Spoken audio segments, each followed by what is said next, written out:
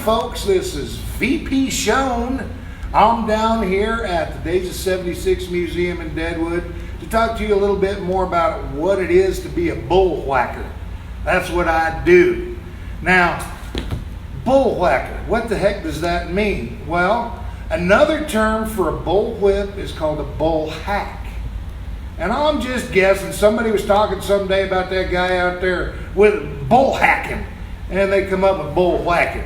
Anyway, that's what they call me. And what I do is I walk alongside a long line of bulls out in front of a freight wagon, and I make them go the way they're supposed to. I don't get to ride on the wagon. I gotta walk. And I have walked thousands of miles doing that. Now we get a whole line of oxen out there pulling them wagons. We'd hitch 3 wagons together and put about 20 bulls out in front of that thing, and we could haul 20,000 pounds. Each bull could pull about 1,000 pounds. Now, I'm talking about oxen. What is an ox?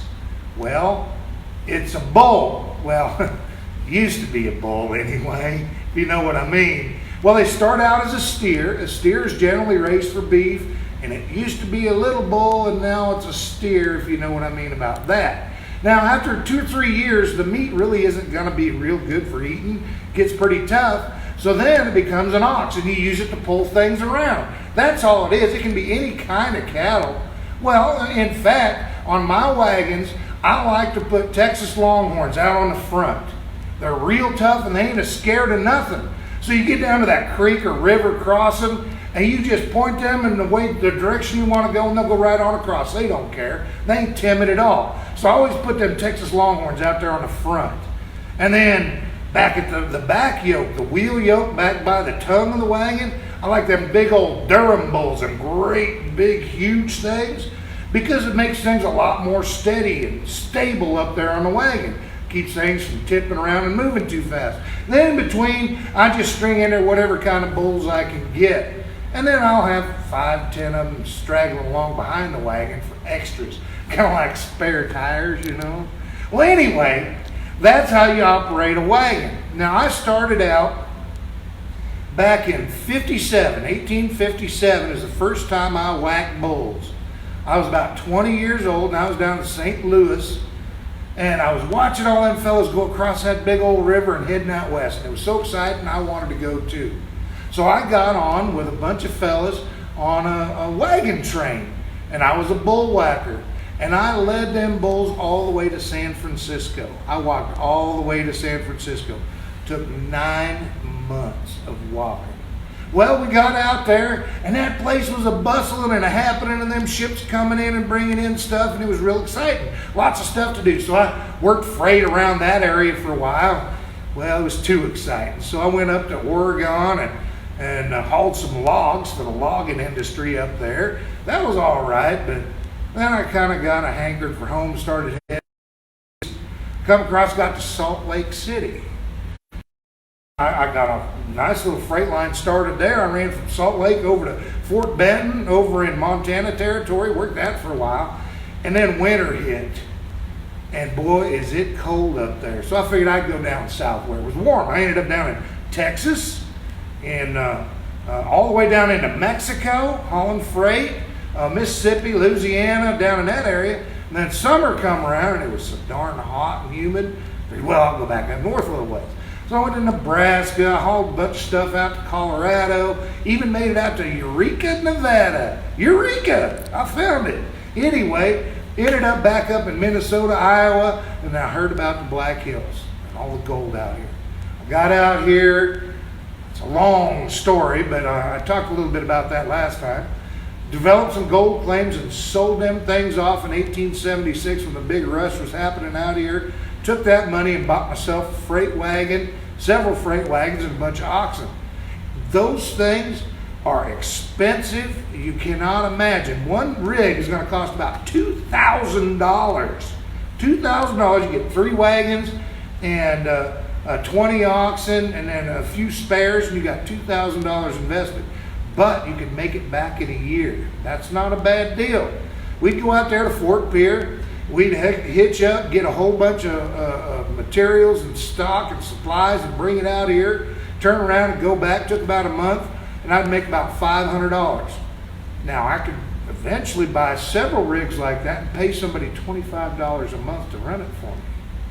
So I was making $475 off of that wagon and $500 off of mine. I made quite a little bit of money doing that for about 3 years. I eventually bought myself a ranch in '79 down by Elk Creek down there, out by where New Underwood is now. Worked that ranch pretty successfully, raised some cattle, did a little farming, sold that off in 1908, and then I opened up a general store and started selling the stuff that I used to haul. Now, if you folks are thinking about coming out here to the hills, it's pretty dangerous and you got to be real careful. What you need to do is get yourself a little advice. This here book is called Curley's Guide to the Black Hills. It was written in 1877 by a guy named Edward Curley. It tells you everything you need to know if you're coming out here to the hills so you don't get dead. Now, it tells you all about the trails, the best way to get out here, how far they are, all the mileage and everything. Gives you an idea about how long it's going to take you to get out here. Now, on them wagon trains, we get up at 4 a.m., run till 10 a.m. It get too hot. So we take a break. 4 p.m. we'd go out until dusk. You folks might do that on your wagon train as well. Now, this here book tells you everything you need to know how to get here, but it also tells you what you need to bring. I'll give you a little example. For a mass of 4 persons for a period of 3 months with a team of 2 or 3 horses or mules and a wagon. You'll need a wagon cover, a tent, 6 pairs of woolen blankets, 2 pairs of rubber blankets, in case it rains on you, I guess. Waterproof boots would also be desirable. 500 pounds Colorado flour, 200 pounds bolted cornmeal, 1,200 pounds of grain. Now that's to feed your horses or mules that's pulling you. If you come out during the summer, you don't need quite as much because they can graze along the way. You're going to need 20 pounds of coffee, 4 pounds of tea, 3 gallons of syrup, 3 gallons of vinegar, 12 pounds of dried apples and peaches. I like them peaches. 50 pounds of white beans, 100 pounds of bacon and pork, 200 pounds of potatoes, all kinds of stuff. Then you got to have your kettle, your coffee pot, your oven, your tin cups and plates, and your mining tools for getting out here to mine. Shovels, pickaxes, gold pans, sluice forks, augers, all kinds of stuff you're going to have. This here book will tell you everything you need to bring with you. Now, once you get out here, you're going to try to make some money. Now, if you're working for somebody else, you'll probably start out at maybe $1 a day being a miner. Well, that works out about to what I was paying them bullwhackers, $25 a month, thereabouts. Not bad, but it's expensive to live here. It'll cost you $14 a week for board. You're only making $7 if you're working every day. So you're going to have to figure that one out. Oh, a pound of bacon's 40 cents. It only costs 35 down in Custer. Everything's more expensive in Deadwood. Tea is $1.10 a pound. I guess that's because it comes from across the ocean somewhere. I'm not quite sure. But you can get canned vegetables for 50 cents, canned fruit for 50 cents, and canned oysters or fish for 50 cents. Oh, canned oysters or fish? Oh, that doesn't sound good at all. Anyway, get yourself that book. Get headed out here. Be careful. Be safe. For more information about what's going on here in Deadwood, the Days of 76 Museum and the Adams Museum are open 11 to 4, Tuesday through Saturday right now. 10 to 4. I can't even read. 10 to 4, Tuesday through Saturday right now. The Adams House is going to open back up in April, and the hours are going to be extended here as well when April gets here. For more information about that, get on the internet, them internets, and look up deadwoodhistory.com. Get on the Chamber's website, deadwood.com, outlawsquare.com, and for information about the shootouts and stuff like that, go to deadwoodalive.com.